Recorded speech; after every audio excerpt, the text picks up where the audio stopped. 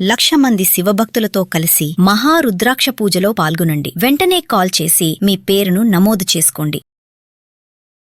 నమస్తే, welcome to Suman TV. Present మనతో పాటు ఉన్నారు సీనియర్ ఐపీఎస్ ఆఫీసర్ రెడ్డన్న గారు. నమస్తే సార్. నమస్కారం sir. IPS trainee Uday Krishnareddy, మరి నేను పరారీలో లేను, ఎక్కడికి పారిపోలేదు, మా నాయనమ్మకు బాగాలేదంటే చూడ్డానికి వెళ్ళాను, నా నిర్దోషత్వాన్ని నేను నిరూపించుకుంటాను, ఏవైతే నా పైన వచ్చే ఆరోపణలు అన్నీ కూడా అవాస్తవాలు అని చెప్పేసి మాట్లాడుతున్నారు. ఒక ఛానల్లో మాట్లాడడం మనం చూసాం సార్. అంటే ఒకసారి దాని గురించి. ఇప్పుడు ఆయన అంటే డీసీపీ లావణ్య మేడం గారు ఈ కేసును పర్సనల్గా ఇన్వెస్టిగేషన్ చేస్తున్నారు. ఎందుకంటే ట్రైనీ ఆఫీసర్స్ కాబట్టి. సో ఇన్వెస్టిగేషన్ పర్పస్లో లోకల్ పోలీసులు మరి అక్కడ క్రమశిక్షణ ప్రివిలేజ్ కమిటీ ఏదైతే ఉందో వాళ్ళు కూడా ఈయనకు నోటీస్ ఇవ్వాలని ప్రయత్నం చేస్తే ఈయన ఇచ్చిన అడ్రస్లు ఏమైతే ఉన్నాయో హైదరాబాద్లో ఆ అడ్రస్లకి పోలీసులను పంపిస్తే అక్కడ లేరు అనే సమాధానం వచ్చిన తర్వాత ఎక్కడికి వెళ్ళిపోయారో అని చెప్పి, ఇప్పుడు సోషల్ మీడియాలో ఏముంది,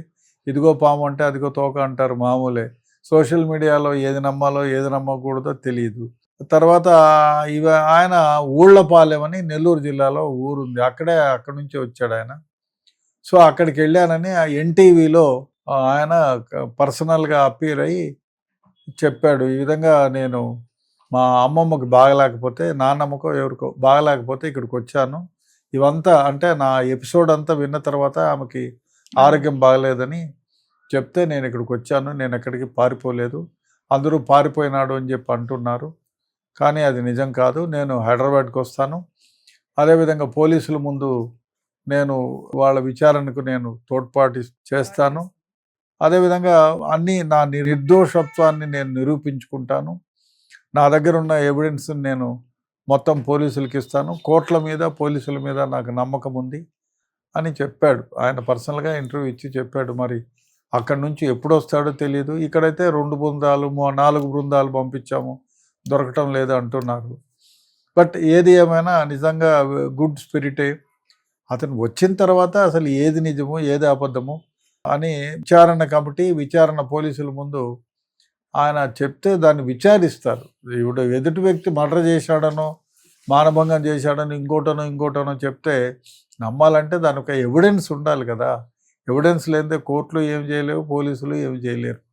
కాబట్టి ఈయన నిర్దోషత్వాన్ని నిరూపించుకోవడానికి తన దగ్గర ఉన్న ఆధారాలు సమర్పించి నేను నిర్దోషిని, ఇవంతా కావాలని ఏదో కక్షతో పెట్టినారని నిరూపించుకుంటే మంచిదే అందరికీ కూడా.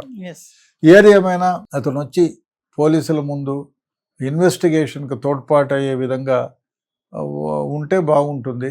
అదేవిధంగా ఆయన ఇప్పుడు ఏదైతే జరిగిందో నిజంగానే ఆయన ఇంకో మాట అన్నాడు, నేను ఇది మ్యాటర్ కోర్టులో ఉంది కాబట్టి సబ్జుడిషియస్ అవుతుంది కాబట్టి నేను మీడియా ముందు కానీ మిగతా వాళ్ళ ముందు కానీ నాకు ఏం జరిగిందనేది నేను చెప్పుకోలేను, కాబట్టి అక్కడికి వచ్చిన తర్వాత పోలీసులు ఎవరైతే లావణ్య మేడం ఉన్నారో ఆమె ముందు క్రమశిక్షణ కమిటీ ముందు నేను నా నిర్దోషత్వాన్ని నిరూపించుకునే దానికి నా దగ్గర అన్నీ ఉన్నాయి, ఎవిడెన్స్ ఇస్తానంటున్నాడు.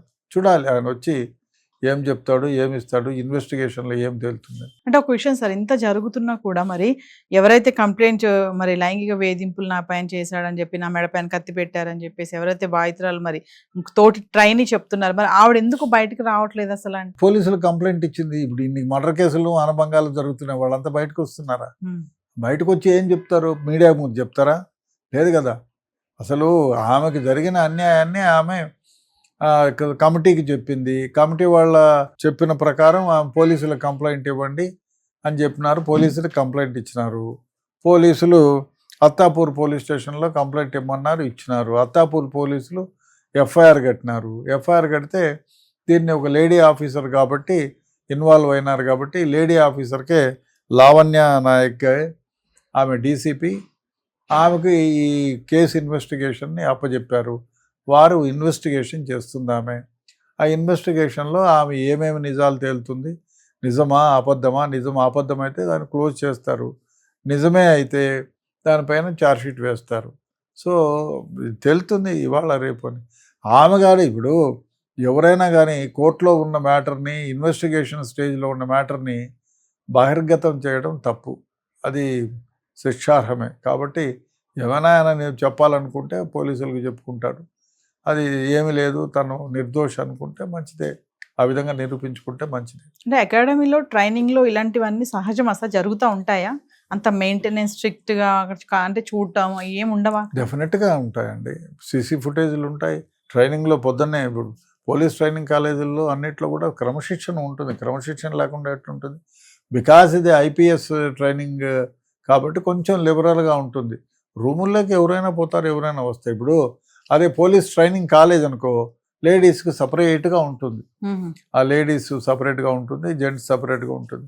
ఇక్కడంతా ఎలైట్ కదా, ఐపీఎస్ కాబట్టి అందరూ వెల్ డిసిప్లిన్డ్, వెల్ మెయింటైన్డ్, అదే కాకుండా ఒక లెవెల్ ఆఫ్ ఆఫీసర్స్ కాబోయే వాళ్ళు కాబట్టి డెఫినెట్గా కొంచెం లిబర్టీ ఉంటుంది. వాళ్ళు వీళ్ళు రూమ్కి రావడం, వీళ్ళు వాళ్ళ రూమ్కి పోవడం, మాట్లాడుకోవడం సర్వసాధారణంగా ఉంటుంది. అయితే ఇప్పుడు ఈ ఉదయకృష్ణారెడ్డి నా నిర్దోషత్వాన్ని నిరూపించుకుంటాను, వస్తాను హైదరాబాద్ అని చెప్తున్నారు కదా సార్. అంటే ఏం చేస్తాడు ఆయన? ఆయన ఏం చెప్పుకొని నేను ఏం చేయలేదు అని చెప్పుకోవడానికి ఏంటి ఆస్కారం ఏంటి? ఆయన దగ్గర ఉంటాయేమో ఆధారాలు.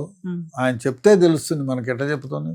ఆయన దగ్గర ఆమె చేసింది చెప్పిందంతా అబద్ధం అని నిరూపించడానికి తన దగ్గర ఏమైనా ఆధారాలు, టెలిఫోన్లో ఆధారాలు ఉండొచ్చు, మెసేజ్లు ఉండొచ్చు, ఆమె రాసిన లెటర్స్ ఏమైనా ఉంటే ఉండొచ్చు.